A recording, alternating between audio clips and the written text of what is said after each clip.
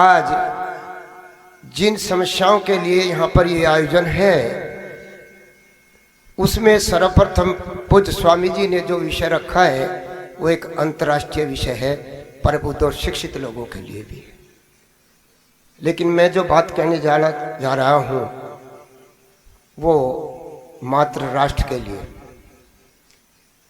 आप जानते हैं कि इस मंच पर आज जो स्वतंत्रता पूर्वक ये प्रवाह चल रहे हैं देशांतर में, उसमें हमें जो प्रेरणा मिलती है वो महान ऋषि देव दयानंद के कृपा से मिलती है, जिन्होंने अपना सर्वस्व राष्ट्र के लिए, राष्ट्र उन्नति परमार्थ के लिए समाधि और परमात्मा के सानंद को भी छोड़ करके हमारे लिए जहर पिया।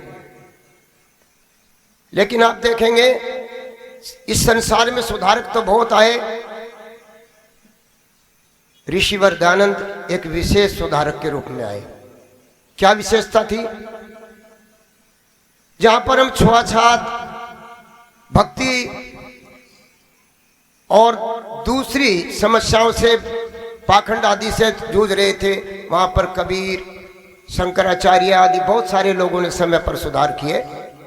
लेकिन वो सुधार एक ऐसे थे जैसे कि किसी को डूबते व्यक्ति को बचा लेना। लेकिन ये डूबना बंद नहीं होता। कब तक? जब तक कि महान ऋषि दयानंद का हमें साथ न मिलता। उन्होंने हमें तैरना सिखाया। ये तैरना क्या था? विचार क्रांति। उसके परिप्रेक्ष्य में आप और हम आज देखें कि वर्तमान में आज कौन सी विशेष समस्या है जिसका हमें समाधान चाहिए, तो पता लगता है कि अंग्रेजों के दिए उस सूत्र से,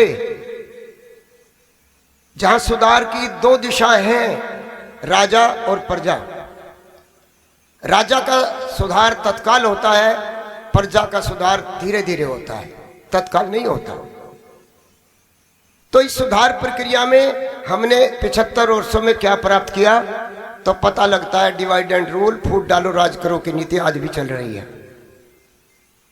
जिसकी मूल समस्याएं आपसे कोई छुपी नहीं है। हर व्यक्ति त्रस्त है। जातिवाद, संप्रदायवाद, भाषावाद, क्षेत्रवाद, आरक्षणवाद, अल्पसंख्यकवाद, आतंकवाद, ब्लैक मनी, चरित्र, और इन सभी सुधारों का मूल है शिक्षा। अगर ये शिक्षा का सुधार हो जाए तो पता लगता है कि राष्ट्र की सभी समस्याएं समाप्त हो सकती हैं। तो आप देखेंगे कि आम व्यक्ति के पास में ये जो रूढ़िवादिता है ये किस प्रकार से हमको बांट रही है। तो राजा की तरफ से सुधार होगा या नहीं होगा ये आप अच्छी तरह जानते हैं कि वो तो एक लोकतंत्र के, वोटवाद के शस्त्र हैं उनके पास में। तो फिर इस शस्त्र को दूर कौन करे? प्रजा जागे, आप जागे, हम जागे। कब जागे? भूतकाल का जैसा आज वर्णन हो रहा था, पंडित जी ने किया, तो निसंदेह आप लोगों के दिलों में हलचल जरूर हुई होगी कि उन महान पुरुषों के बलिदान से जो आजादी हमें आज प्राप्त है, क्या वो आजादी संपूर्ण आजादी है? तो मैं समझता हूं उत्तर होगा कि नहीं। तो फिर सुधार कैसे हो? तो थोड़े से समय में ये बात मैं आपको समक्ष रख रहा हूं कि 9 समस्याएं और समाधान है। शिक्षा। क्यों? क्योंकि अंग्रेजों ने जब हमारे इस राष्ट्र को देखा और अपनी संसद में विचार किया तो उन्होंने कहा कि राष्ट्र इतना लूट चुका और फिर भी जो है ना इसी प्रकार से जो है ना ये सोने की चिड़िया बना हुआ है। क्या कारण है? तो उन्होंने 2 चीजें पाई, चरित्र और शिक्षा। और दोनों को उन्होंने जो है ना, जैसा कि आप बराबर सुनते हैं कि शिक्षा का ध्वस्त किया गया 1835 में, 6 लाख गुरुकुलों को समाप्त कर दिया गया, को एजुकेशन चालू कर दी गई। तो शिक्षा भी गया और चरित्र भी गया। आज आप और हम सब लोग चिंतित अवश्य हैं, भले ही हम एक दूसरे के साथ मिलकर कहें या ना कहें। तो आइए शिक्षा पर ही विचार करते हैं। देखिए, जाति और संप्रदायवाद जो 6 जगह पर 3 जगह पर 6 बातों में इस्तेमाल होता है।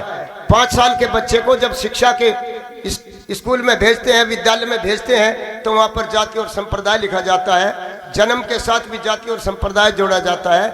तो आप विचार करिए, क्या वो 5 साल का बच्चा जाति जानता है? हम पढ़ाते हैं। अगर ये 2 कॉलम वहां से समाप्त कर दिए जाए, और नौकरी में भी यही स्थिति है, तीसरी स्थान पर, तो पता लगता है कि जाति और संप्रदाय की किसी को जरूरत है नहीं। अब बचती हैं 7 बातें। शिक्षा, अगर शिक्षा का राष्ट्रीयकरण हो, आज जितने संपन्न राष्ट्र हैं वहां शिक्षा का राष्ट्रीयकरण है। छोटे से राष्ट्र भूटान के अंदर भी, जिसने अपना वक्तव्य में कहा कि आपके देश में अंदर सुखी क्यों है, कहले मेरे यहाँ शिक्षा और चिकित्सा दोनों फ्री हैं। क्या शिक्षा और चिकित्सा यहाँ फ्री नहीं हो सकती? हो सकती है। खुलासा तो नहीं करूंगा, लेकिन CGHS, आयुष्मान भारत और MRP, 10 रुपए की दवाई 200 रुपए की बिक सकती है, बस 36 रुपए GST देना पड़ेगा। ये भुगतान किसको करना है? आम जनता को करना है। ये भ्रष्टाचार की मूल है वहां पर। अगर इस शिक्षा को हम स्वीकार करते हैं, राष्ट्रीयकरण करते हैं, तो पता लगता है कि इस देश का क्षेत्रवाद खत्म हो जाएगा। अगर शिक्षा का सिलेबस एक हो गया तो भी जो है ना क्षेत्रवाद खत्म होता है। अब चिंता होती है कि भाषा कैसे सुधरे। आपको मालूम होना चाहिए, अकबर के जमाने तक इस राष्ट्र की लिपि जो है ना एक रही है। तब तो भारत, पाकिस्तान और बांग्लादेश भी एक ही थे। तो तब यहां पर उसको देवनागरी और दक्षिणी में उसको नंदी भाषा कहा जाता था, नंदी लिपि। तो हमें भाषा नहीं बदलनी, अगर लिपि बदल जाए तो जैसा आचार्य जी ने निरुक्त का भी भाष्य किया है, निरुक्त में जो है ना पानी के कितने पर्यायवाची हैं? 100 पर्यायवाची हैं। एडलर भाषाविद कहता है कि संसार की समस्त भाषाएं अगर किसी से निकली हैं तो संस्कृत से निकली है। और आपको मालूम होना चाहिए कि 2032 तक नासा जो है ना सारा डाटा जो है ना संस्कृत में डाल देगा। और आप और हम कहेंगे कि संस्कृत पढ़नी है तो अमेरिका से ले आओ, इंपोर्ट होगी संस्कृत भी, तब आप कहेंगे अमेरिका तरक्की कर रहा है। तो संस्कृत भाषा की लिपि एक हो जानी चाहिए। लड़के लड़कियों के स्कूल अलग हो जाएं तो चरित्र की समस्या भी हल हो जाएगी, जो कि 1835 से पहले थी। तो आपको मालूम होगा कि इस शिक्षा के राष्ट्रीयकरण से, सिलेबस से और स्कूल की शिक्षा अलग अलग होने से बच्चों की चरित्र भी बचेगा और क्षेत्रवाद, भाषावाद भी खत्म होगा। अब सवाल आता है मदरसे और माउंटेसरी स्कूल का। जब ये सिलेबस एक होगा तो वो भी नहीं रहेंगे, और जब वो नहीं रहेंगे तो उनको मिलने वाली पीछे से जो विदेश से ऐड आती है, 30 लाख NGO जो इस देश की शिक्षा और समाज सुधार के नाम पर पैसा ला करके हमारे ही लोगों को जो है ना ईसाई और इस्लामीकरण कर रहे हैं, वो भी बंद होगा। और ये बंद होना आज की बात नहीं। आज इस समाज के मंच पर 1971 में ओम प्रकाश त्यागी जो हमारे MP थे, संसद में विधेयक लाए थे कि धर्म परिवर्तन पर रोक लगनी चाहिए। अगर धर्म परिवर्तन पर रोक लगती सन 71 में तो आज हमारी ये स्थिति ना होती, और देश के अंदर जो हम आतंकवाद की बात करते हैं वो आतंकवाद भी नहीं रहता। साथ में ब्लैक मनी, जैसा मैंने आपसे कहा है कि 30 लाख NGO और 11,000 ईसाई मिशनरी जो इस देश के अंदर से पैसा लेती हैं, और पैसा लेकर के ही जो है ना हमारे भाइयों का जो है ना धर्मांतरण करती हैं। ये सारी बातें अगर समाप्त हो गई तो इस देश के अंदर ब्लैक मनी भी समाप्त हो जाएगी।